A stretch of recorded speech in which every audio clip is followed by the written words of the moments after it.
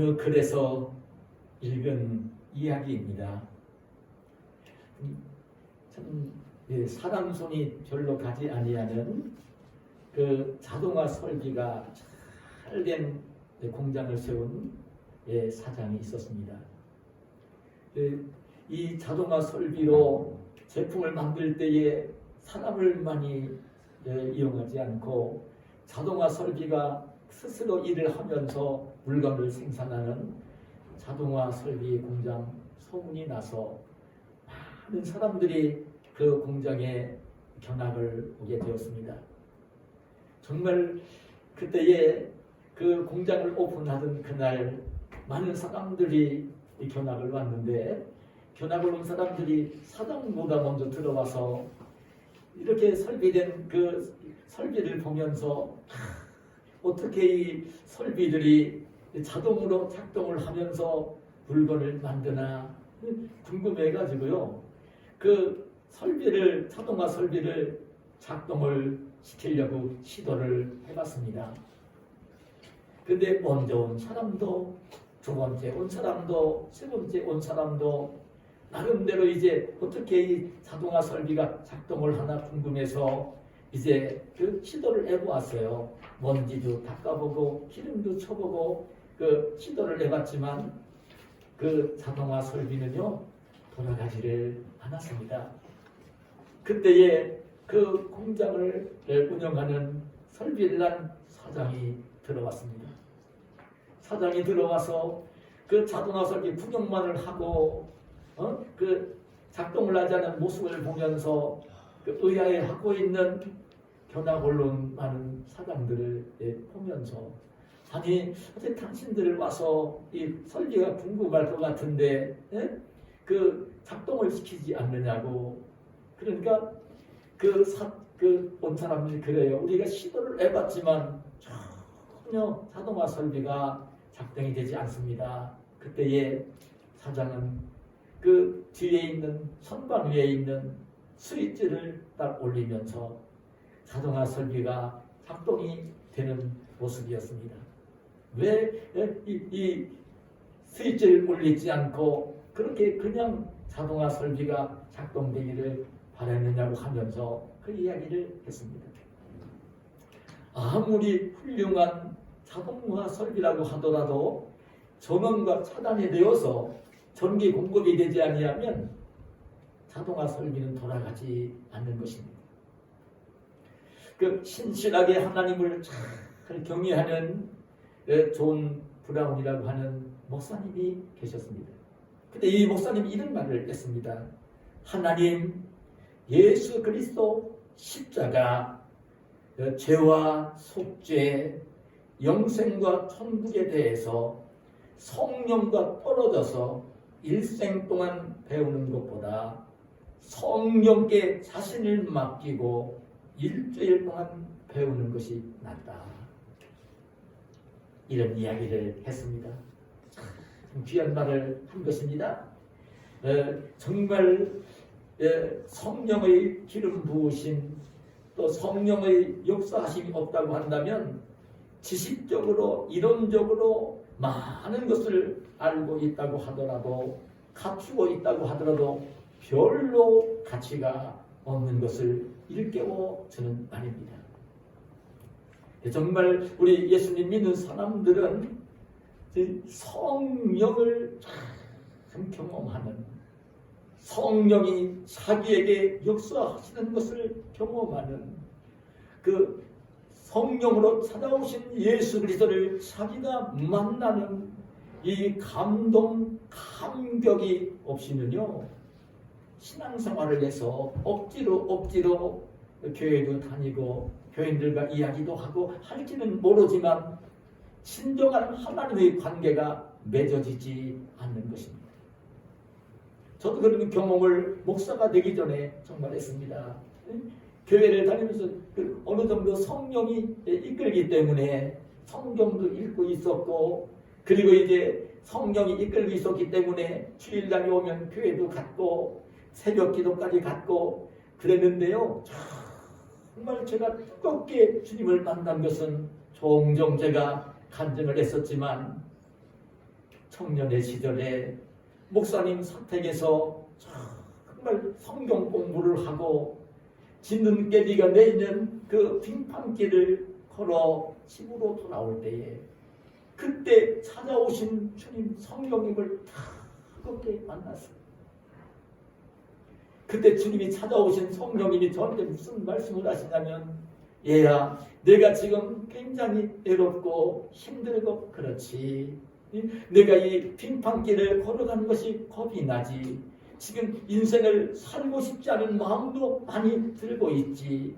성령님이 직접 그 말씀을 들려주시면서 내가 너와 함께한다는 음성을 들려주시는 거예요.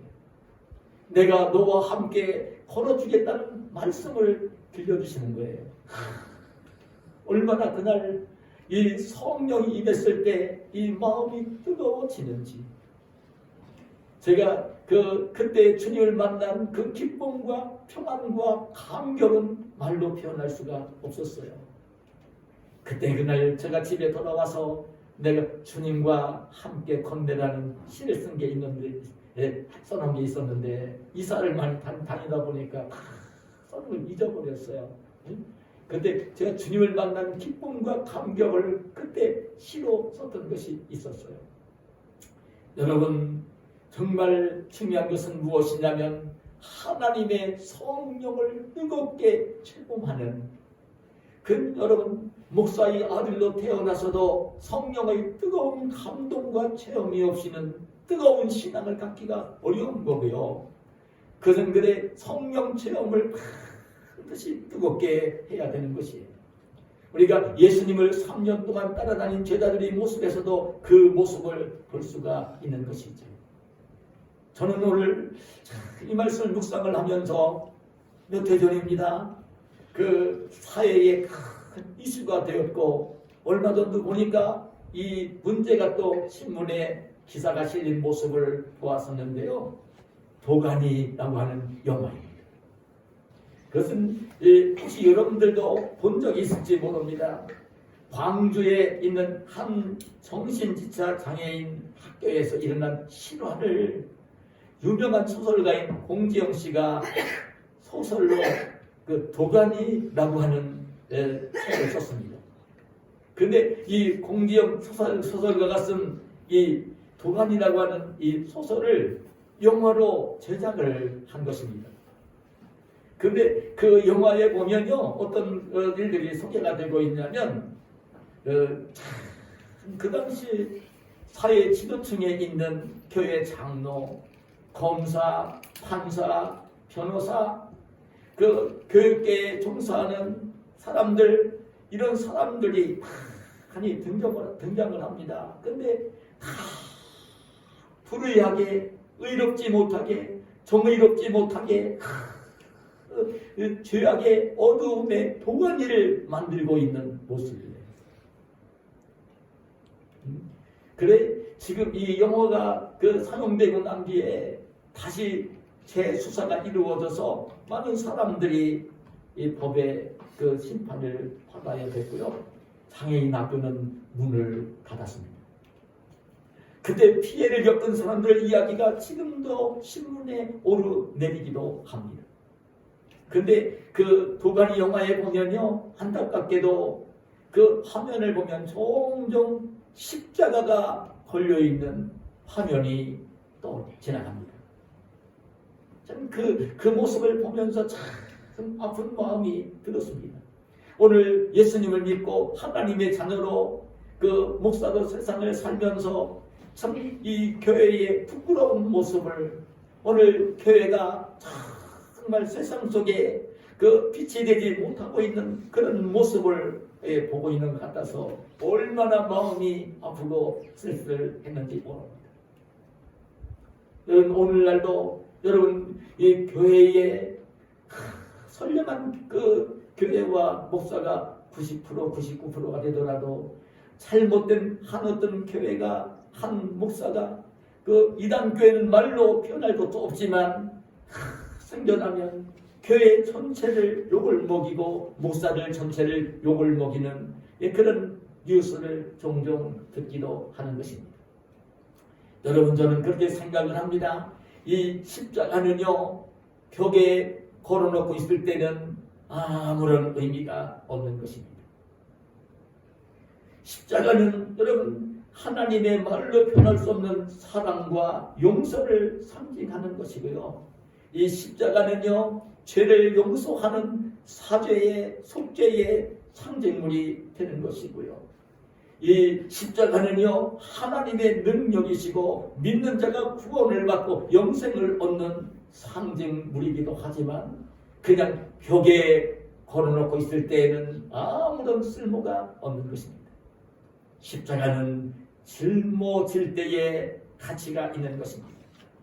예수님 믿고 따르는 우리 성도들이 십자가를 짊어지고 십자가에 자기 자신이 그 잘못된 자기 이기적인 아집을 죽이고 자기 욕심을 죽이고 자기 생각을 죽이고 자기의 잘못된 관습을 죽이고 그럴 때에 이 십자가는 쓸모가 있는 것입니다. 그렇게 십자가를 짊어지고 따를 때에 정말 십자가를 통해 역사하시는 하나님의 성령이 역사를 하시게 되는 것입니다. 여러분, 오늘 제가 선정한 이 본문에 보면 오순절 성령이 강림해서 예루살렘 초대교회가 세워지고 난 뒤에 오래지 않았을 때에 일어난 상황을 기록해 주고 있는 말씀입니다. 오순절 성령이 강림을 해서 초대교회가 세워지고 사도들이 성령이 충만해서 복음을 전하고 그리고 이제 회심한 초대교회 성도들이 나가서 예수님의 십자가 죽음과 부활과 성령 받음을 증언을 하면서 뜨겁게 교회가 세워졌을 때에 처음에는요 안타까웠지만 오늘 그 예루살렘 초대교회나 사도들까지도 어떤 생각을 가지고 있었느냐면 성령을 받고 정말 예수님을 믿게 되었고 구원받고 하나님의 자녀가 되어진 기쁨과 감격을 누리는 것은 유대인들만이 누려야 되는 복으로 생각을 했습니다.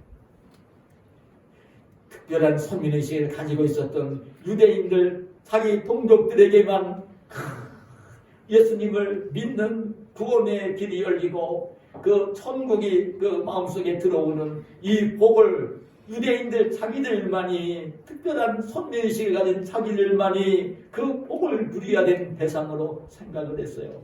이방인들을 향해서는 주어진 복음이라고 생각을 하지를 않았습니다.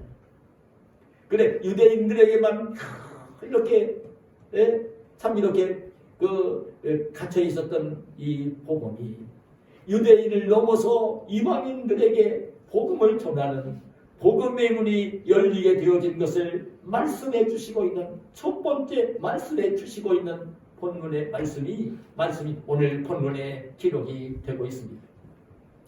정말 오늘 이 복음은요 제가 말씀을 드렸지만 그 유대인들만을 위한 복음도 아니고 그 예루살렘 성에 있는 사람들만을 위한 것도 아니고 이 복음은 유대 땅을 번져야 되는 것만도 아니고 사마리아 땅까지만 전해져야 되는 것도 아니고 땅 끝까지 복음은 전해져야 했던 것입니다. 예수님이 승천에 올라가시면서 분명히 그 말씀을 하셨어요. 오직 성령이 너희에게 임하시면 너희가 권능을 받고 예루살렘과 온 유대와 사마리아와 땅 끝까지 이르러 내 증인이 되리라. 이 말씀을 주님이 하신 것입니다. 하나님께서는 그 정말 그 이방인이면서도 하나님을 경외하는 로마의 백부장 고넬료에게 천사를 보내서 오늘 본문에 보면 베드로 사도를 청해 오게 하시고 동시에 베드로 사도가 천견을 벌이도록 환상을 보여주시며 성령으로 권면해 주시는 말씀을 보게 되어집니다. 그때에 이 베드로 사도는 성령의 지시에 순종을 해서 고넬료의 집을 찾아가 복음을 전하게 되지요. 그럴 때에 이 이방인인 로마 사람인 이 고넬료와 고넬료 가족과 그 함께 모였던 친척과 친구들에게도 그 복음이 전해지면서 그들이 구원을 받는 이방인들에게도 복음이 전해지는 놀라운 모습이 오늘 본문에 기록이 되고 있는 것입니다. 그래 이 복음이 이제 정말 주님이 약속하신 말씀하신 그대로 유대인에게만 국한된 것이 아니라 이방인에게도 그 예루살렘에만 있는 것이 아니라 예루살렘을 넘어서 유대로 오늘 내용을 보면 고넬료가 있는 지역이 가이사랴 땅이었던 것을 보는데 지금 예루살렘에서 가이사랴까지 복음이 전해지는 그런 모습을 기록해 주고 있는 내용입니다. 근데 여러분 유대인인 이 베드로 사도가 이방 사람인 고넬료 로마의 백부장 고넬료의 요청을 받아 고넬료의 집으로 간다고 하는 것은 그 당시에 관습으로는요 용납이 되지 않는 일이었어요. 유대인들은 이방인들과 전혀 교제를 나누고 있지 않을 때였습니다. 그런데 하나님께서는 천사를 보내서 정말 그 유대인들에게 이 고넬료는요 로마 출신입니다. 그런데 100명의 군사를 거느린 장교이고 높은 관리입니다. 최고의 그 유대나라를 다스리는 총독이 빌라도 총독이 있었고요. 그 아래에 천부장이 한 사람 있었을 것이고요. 그 다음으로는 백부장이면 지금 유대나라를 다스리는 높은 관리였던 것입니다. 오늘도 본문에 보니까 천사의 내방을 받고 그리고 이제 정말 천사가 지시한 그대로 이렇게 베드로 사도를 불러오게 되어질 때에 종들을 보내서 불러오고 있는 모습을 보면 이 고넬료는요 높은 관리였고 부유했고 그리고 이제 종들을 부리고 있었고 이런 신분이었던 것을 보여주는 인물입니다. 이방인입니다.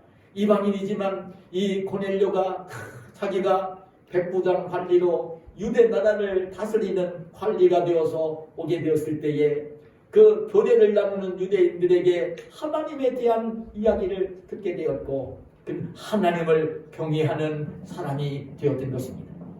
이 고넬료가 하나님을 경외하면서 가족들도 함께 하나님을 경외하게 하면서 이 고넬료는요 얼마나 하나님을 잘 경외했는지 정말 많은 백성들에게 구제를 하고 그 시간을 정해놓고 기도를 올리는 그런 고넬료였습니다. 그런데 그 고넬료가 하나님을 경외하면서도 온전한 구원을 받기 위해서는 하나님이 보내신 독생자 예수 그리스도를 반드시 믿어야 하는 것이기 때문에 아직 예수님을 알지 못하는 진정한 복음을 알지 못하는 그런 이제 이 고넬료를 사랑하시면서 천사를 보냈던 것입니다. 천사를 보내서 이 고넬료에게 지금 이 고넬료가 사는 머물던 지역은요 그 총독 관저가 있고 그리고 이제 상이 높은 그 관리로 그 관리가 있는 지역은 가이사랴 아니었던 것입니다. 가이사랴는 여러분 지도를 펴놓고 보면 지중해 바닷가에 있는 그 당시에 큰 도시였던 것입니다. 근데 그 아래 남쪽으로 베드로 사도가 순회 전도를 하면서 요빠라는 그 지역에 가 있을 때입니다. 요빠에서 지금 에니야를 살리고 있는 그런 내용이 기록이 되고 있거든요. 그 요빠에서 복음을 전하고 있을 때 그 자기 집이 아니에요. 그 구두장인 시몬의 집에 머물러 있을 때에 그때에 이 고넬료에게 하나님이 분부를 내린 것입니다. 지금 내가 사람들을 좀 보내서 저 요빠에 가면 베드로가 머물러 있을 거라고 베드로를 통해 들려주는 하나님의 말씀을 들으라고 고넬료를 청해 오라고 하는 분부를 천사를 통해서 하십니다. 그때 고넬료는 천사의 내방을 받고 천사의 지시를 받으면서 종들을 보내 요빠로 보내서 하루길이 넘는 그 길을 보내서 베드로 사도를 자기가 있는 집으로 가이사랴로 초청해 오게 된 것입니다.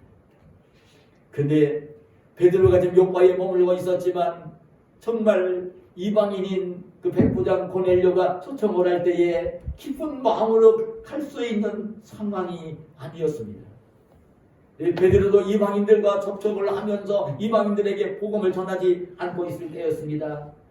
그리고 만일 자기가 이방인에게 가서 로마 백부장에게 복음을 전하면 자기 함께 일하는 사역자들인 사도들도 자기를 비난할 것이고, 먼저 지금 예수님을 믿으며 기쁨 속에 있는 그 초대교회 성도들도 자기를 다 싫어할 것이고, 이런 상황입니다. 갈리가 없는 베드로입니다. 그렇기 때문에 고넬료에게 천사를 보내 그 음성을 들려주시는 하나님은 지금 요바에 머물고 있는 베드로에게 환상을 보여주시면서 베드로에게도 분부를 하십니다. 베드로가 기도를 하러 머물고 있던 집에서 옥상으로 올라가서 기도를 하러 올라갔어요. 올라갔는데 놀랍게도 하늘에서 큰 보자기가 내려온 것입니다. 그 내부층위에 끈을 맸다는 그 보자기 속에, 큰 보자기 속에 거기에 각종 짐승들이 담겨 있는데 보니까 부정한 짐승들이 가득히 담겨 있는 것입니다. 유대인들이면 레위기 11장에 나오는 말씀을 통해서 정결한 짐승과 정결한 물고기, 정결한 새는 먹을 수 있지만 부정한 짐승이나 부정한 물고기나 부정한 곤충이나 이런 것들은 먹을 수 없도록 규정을 해놓고 있어요. 그래 유대인들은 철저하게 그 율법을 지키면서 그런 부정한 것들을 먹지 않고 생활을 하고 있었을 텐데, 베드로에게 그 환상을 보여주시면서 성령이 지시를 하시는 것입니다. 베드로야 잡아먹으라고 분부를 합니다. 환상 속에서지만 베드로가 용납을 할 수 있는 상황이 아니었습니다. 그때에 베드로가 주님 그럴 수 없습니다. 나는 지금까지 태어나서 저렇게 속되고 깨끗하지 않은 것을 결코 먹은 적이 없습니다. 거부를 합니다. 그때 성령께서 다시 말씀하십니다. 하나님께서 깨끗하게 하신 것을 내가 속되다 말하지 말라고 말씀을 하십니다. 그런 환상과 음성이 3번 반복해서 이루어지는 거예요. 그래 베드로가 생각을 합니다. 저 환상이 무엇일까? 저렇게 나한테 들려준 음성이 뭘까? 생각을 하는데 그때에 고넬료가 보낸 종들이 요바에 베드로가 머물고 있는 데 와서 문을 두드리며 베드로를 찾았던 것입니다.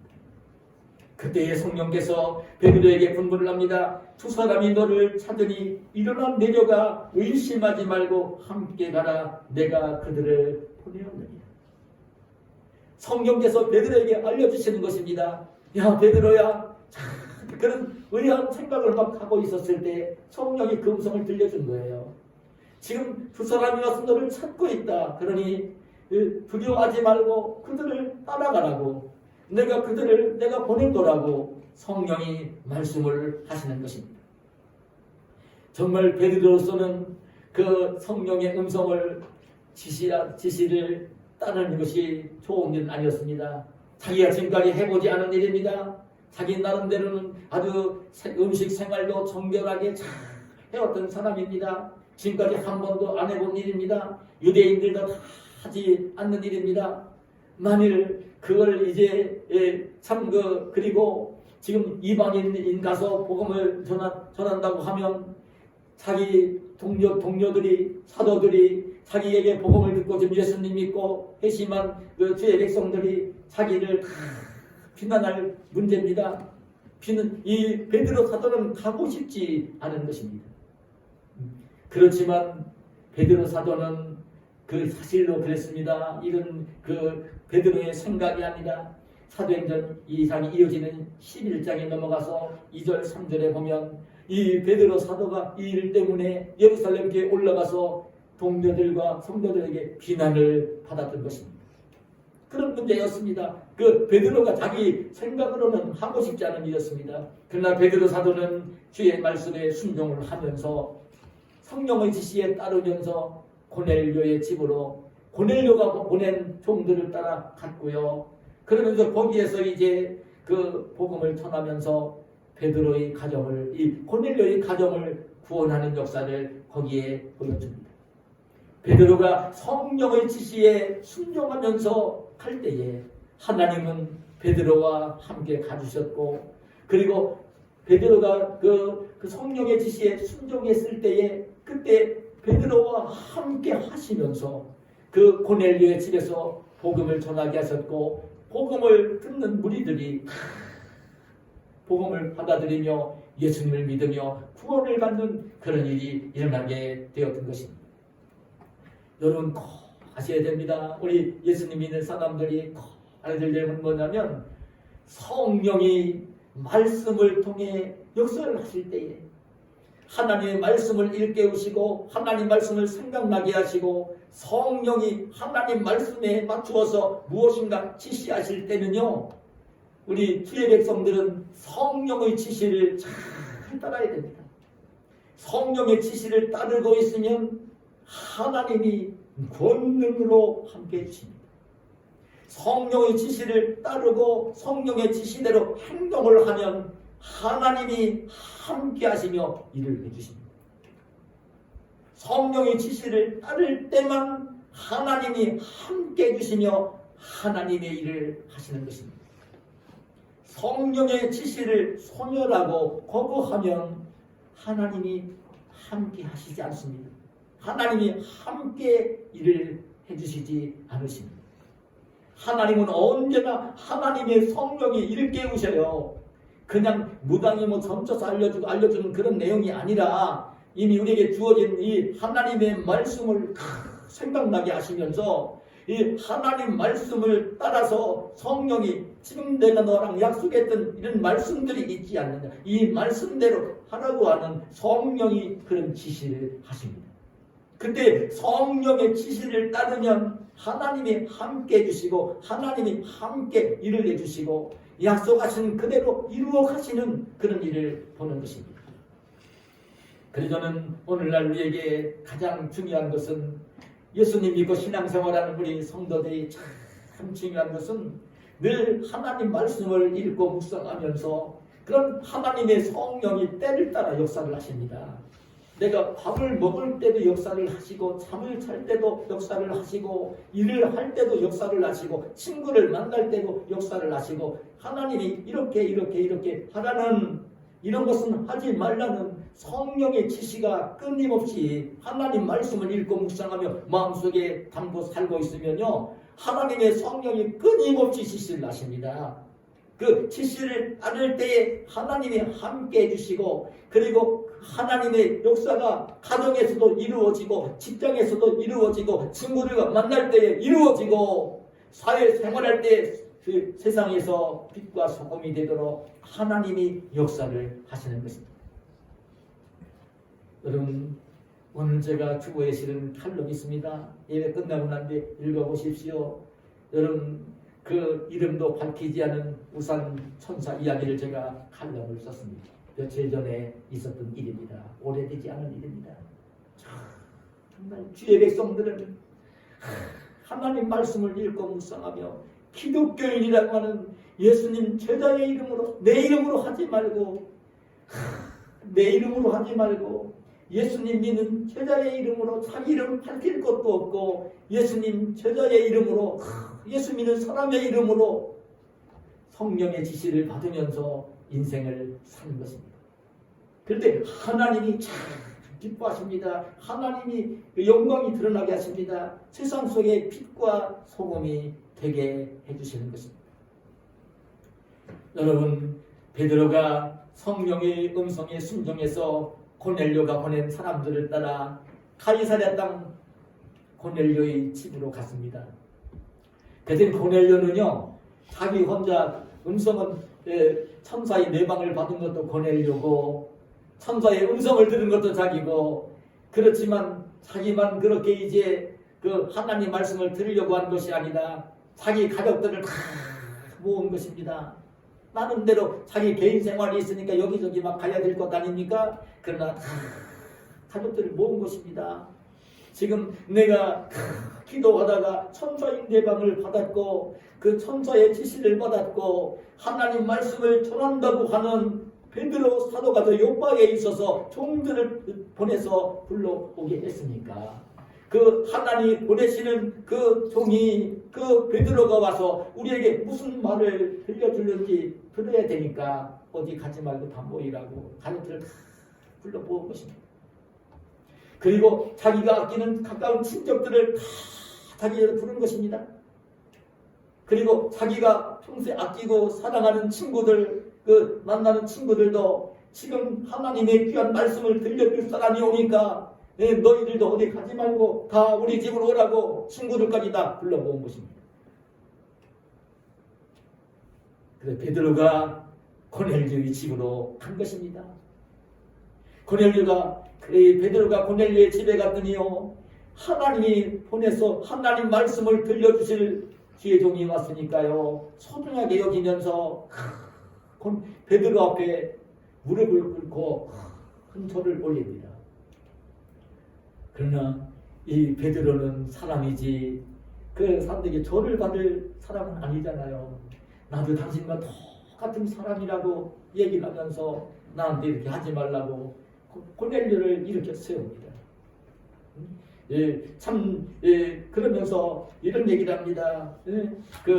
그럴 때 고넬료가 베드로에게 이런 말을 합니다. 오늘 우리가 본문에 있는 사도행전 10장 33절에 보면 내가 곧 당신에게 사람을 보내었는데 오셨으니 잘하였나이다. 이제 우리는 주께서 당신에게 명하신 모든 것을 듣고자 하여 다 하나님 앞에 있나이다. 지금 자기가 고넬료가 왜 베드로에게 종들을 보내서 베드로를 불러오게 되었는지 그 이유를 과정을 자기가 기도하는 가운데 정말 천사가 찾아와서 들려준 그 음성을 얘기하면서 그 이야기를 하면서 이렇게 이야기를 한 것입니다.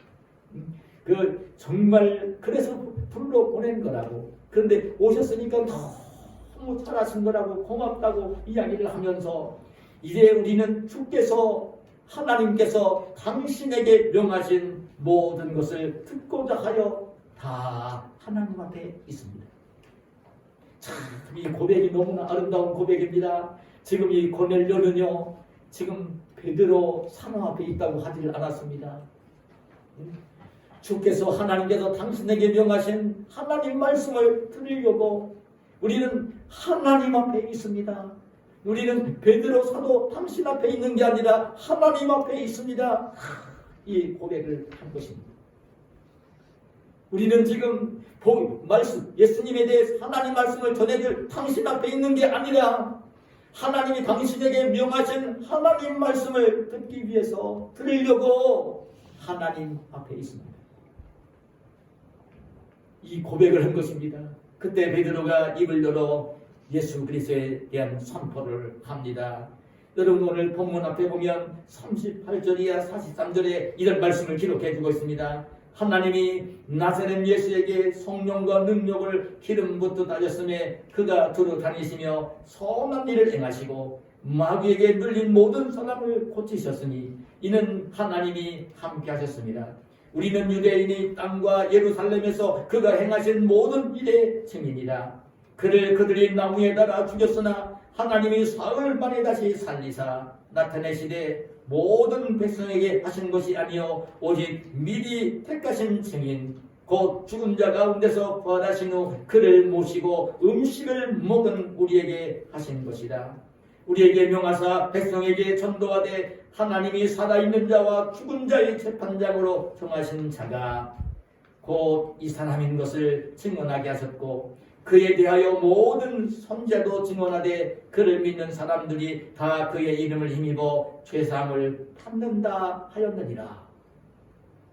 이 무슨 말씀입니까?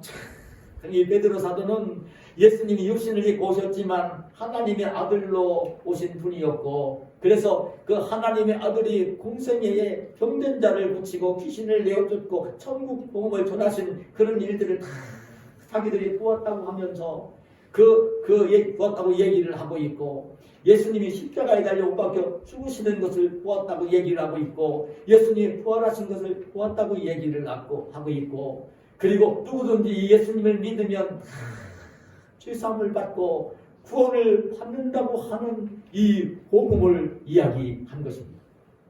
우리는 이 예수님에 대해 증인이라고 내가 바로 이 예수님에 대한 증인이라고 그 예수님의 공생의 사역을 본 것, 십자가 죽음을 본 것, 부활하신 것을 본 것, 그리고 이제 성령을 받고 난 뒤에 하신 사역들을 베드로 사도가 그대로 전했던 것입니다.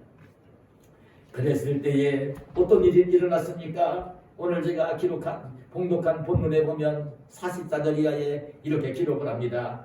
베드로가 이 말을 할 때에 성령이 말씀 듣는 모든 사람에게 내려오시니 베드로와 함께 온 할례받은 신자들이 이방인들에게도 성령 부어주심으로 말미암아 놀라니 이는 방언을 말하며 하나님 높임을 들음이로라. 놀라운 일이 벌어진 거예요. 그 베드로 사도가 그 말을 증언을 했더니 말씀을 듣고 있는 무리들에게 성령이 임하신 것입니다. 성령이 임하신 것입니다. 성령이 임하게 되니까 말씀을 듣고 있는 사람들이 막 이상한 말 험언을 하고 성령을 받은 사람이 기뻐하며 막 찬송을 부르는 놀라운 상황이 벌어진 것입니다. 여러분, 정말 우리가 꼭 알아야 될 내용이 바로 이것입니다. 여러분, 하나님의 복음이 선포되는 자리에는 하나님의 성령이 임하시는 것입니다. 하나님 말씀이 전해지는 곳에는 하나님의 성령이 임하시는 것입니다. 하나님께 예배가 드려지고 정말 하나님을 사모하며 하나님 말씀을 듣고자 하는 그 마음을 준비하고 하나님 말씀을 듣고 있는 그 무리에게 하나님의 성령은 뜨겁게 역사하시는 것입니다. 여러분, 지금도 하나님의 성령은 똑같이 역사를 하시는 분입니다. 하나님을 예배하며 하나님 말씀을 듣고자 그 마음을 옥토로 만들고 귀를 열어 하나님 말씀을 듣고 있는 자들에게는 오늘도 하나님의 성령이 뜨겁게 임하시는 것입니다. 하나님의 성령이 임하시게 되어지면 어떤 일이 벌어지냐면요, 죄를 지은 사람이 죄를 깨닫고 회개하게 돼 있고요, 죽었던 영혼이 살아나게 돼 있고요, 정말 세상 일로 지치고 낙심했던 심령이 새 힘을 얻고요, 어떤 세상 일로 인하여 견딜 수 없는 슬픔과 고통 속에 있던 사람이 정말 기쁨과 평안을 얻게 되어지는 것입니다. 하나님의 성령이 임하게 되어지면 말로 표현할 수 없는 평안과 기쁨이 임하게 되어지는 것입니다. 그래서 여러분, 오늘 예배를 드려 성전에 올라올 때마다 마음을 옥토로 준비하고 올라오시기를 축복합니다. 여러분, 그리고 말씀을 들을 때는 내가 늘 함께 살고 있는 남편인 목사, 늘 내가 가장 늘 보고 있는 아버지, 할아버지, 오늘 내가 늘 와서 보는 그런 그 목사, 이렇게 그런 사람으로 보지 말고요, 기도하면서 하나님 말씀을 어떻게 들려주시나, 저 목사를 통해서 들려주시는 하나님의 말씀이 무엇인가, 하나님의 말씀을 들으려고 하는 그 하나님 음성을 들으려고 하는 마음가짐을 가지고 다 예배시에 목사뿐만 아니라 어떤 설교자가 설교를 할 때는요, 하나님의 음성을 듣기 위한 마음가짐을 가지고 그 하나님 말씀을 듣고 있으면 하나님의 성령이 뜨겁게 역사하시는 경험을 계속하게 되어진 것입니다. 오늘 저와 여러분이 하나님께 예배를 드릴 때마다 정말 하나님 말씀을 사모하며 하나님의 음성을 들으며 그럴 때마다 찾아오셔서 주의 성령으로 나와 함께 역사하시며 평안과 기쁨을 주시는 은혜를 누리며 사시는 저와 여러분이 되시기를 축복합니다. 아멘. 한 가지만 더 말씀을 드리면, 정말 성령이 임하게 되어지고 성령이 일을 하시게 되어지면 어떤 상황이 벌어질까요? 오늘 그래 이 성령이 충만하게 임해서 말씀을 듣는 우리에게 성령이 임했고 그들이 막 방언을 말하고 찬송을 부르게 되어질 때에, 그때에 성령이 임한, 성령 받은 것을 보게 된 베드로 사도가 오늘 47절에 이렇게 말합니다. 이에 베드로가 이르되 이 사람들이 우리와 같이 성령을 받았으니 누가 능히 물로 세례를 베풀음을 금하리요 하고 명하여 예수 그리스도의 이름으로 세례를 베풀라 합니다. 세례를 베푼 거예요. 그날 이 고넬료와 고넬료의 가족과 고넬료의 그 친척들과 고넬료의 친구들이 베드로 사도의 설교를 여러 번 들은 게 아니에요. 그날 한 번 들은 거예요. 한 번. 여러분 하나님이 역사하실 때 그 하나님의 음성으로 들려와서 그때 하나님의 성령이 임하게 되었고 예수님 믿어지게 되었고 자기 죄를 의기하게 되었고 기뻐하며 감사하며 방언을 말하며 찬송을 하는 놀라운 광경이 벌어졌을 때 그 자리에서 베드로 사도는 그들에게 세례를 베풀고 있는 모습을 보는 것입니다. 정말 이방인이 유대인이 아닌 이방인이 이렇게 예수님을 믿으며 구원을 받는 놀라운 역사가 일어난 것입니다.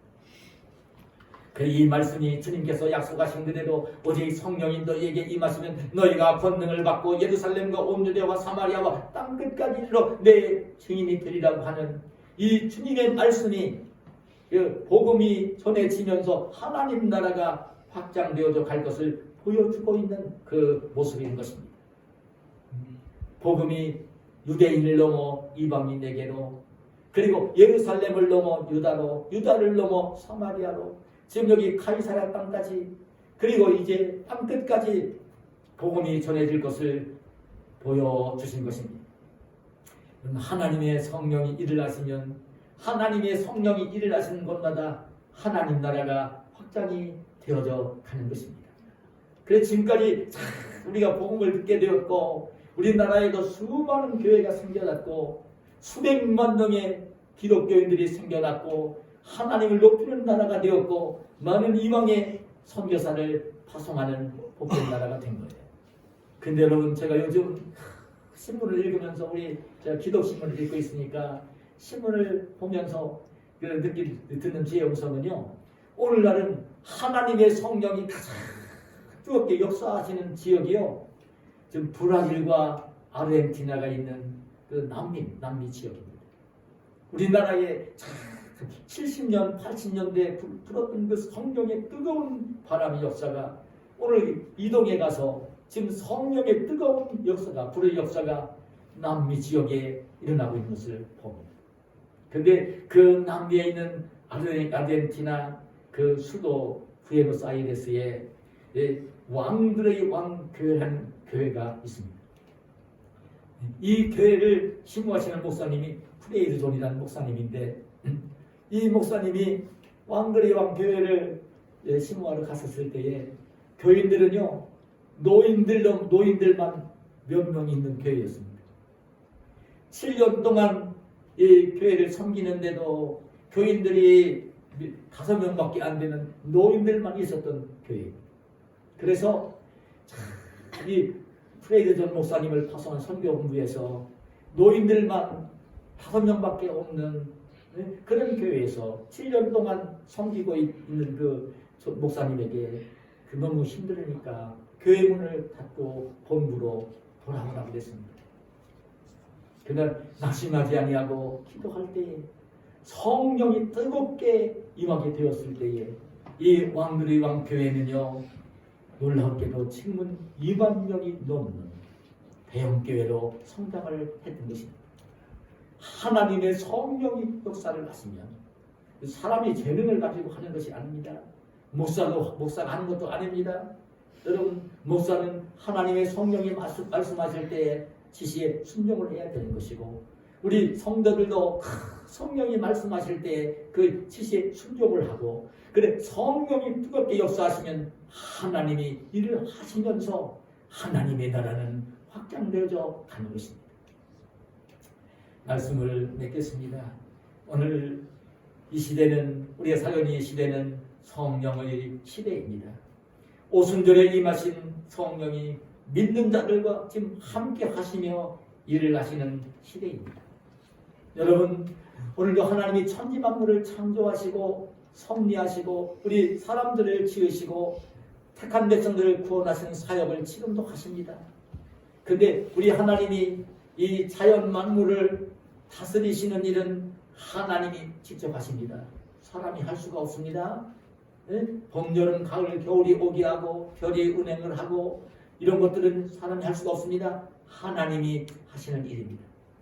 근데 하나님의 택한 백성들을 구원하시는 이 구원 사역은 하나님이 하시기는 하시는데 성령 하나님이 구원받은 성도들을 통해서 성도들과 함께 하나님의 성령이 지시하실 때에 순종할 때에 복음을 전할 때에 그때 하나님이 세우신 주의 종들을 통해서 성도들을 통해서 구원하는 사역을 하나님이 하십니다. 하나님 백성들을 구원하시는 사역은 하나님이 하시는데 구원받은 성도들을 통해 성령이 역사를 하시면서 하시는 것입니다. 그래야 우리 구원받은 성도들이 성령의 지시에 순종할 때에 하나님이 기쁘신 들을 순종할 때에 그때 그 복음을 전할 때에 함께 성령이 역사하시면서 아직도 구원받지 못한 가족들이 구원을 받게 되어지는 것이고 아직도 구원받지 못한 친구들이 구원을 받게 되어지는 것이고 아직도 구원받지 못한 이웃들이 구원을 받게 되어지는 것입니다. 오늘 이 시대에 오늘 하나님의 성령은 우리에게 오셔서 참 말씀으로 우리를 일깨우시며 인도를 하고 계십니다.